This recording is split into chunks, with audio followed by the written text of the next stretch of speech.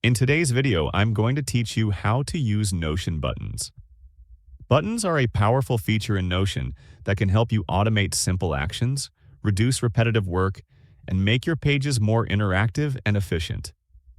By the end of this video, you will know exactly how to add a button, customize it, and use it to trigger actions that fit perfectly into your workflow. To begin, sign into your account to access your workspace. After logging in, take a moment to decide which page you want to enhance with a button. This could be a personal planner, a notes page, or even a shared team workspace. Navigate to that page so you are ready to make changes.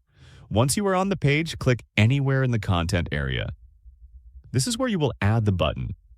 Type a / followed by the word button. As soon as you do this, a pop-up menu will appear. From this menu, select the button option. Notion will immediately insert a new button block onto your page.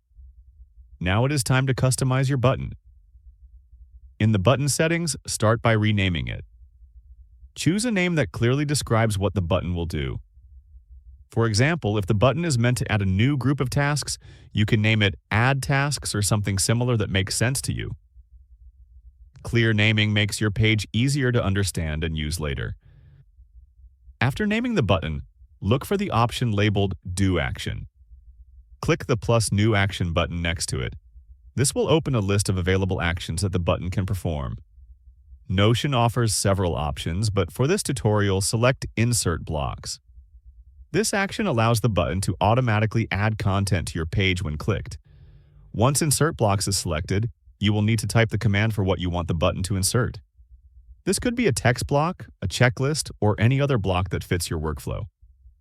Take your time here and make sure the command matches the action you want to automate. When everything is set, click Done to save your button. After finishing the setup, test your button by clicking it. Make sure it performs the action correctly and inserts the content as expected. If it works, your button is ready to use. You have successfully added a button in Notion, making your workspace faster and more efficient. If you found this video helpful, let me know in the comments. Give it a like, subscribe to the channel, and don't forget to hit the notification bell.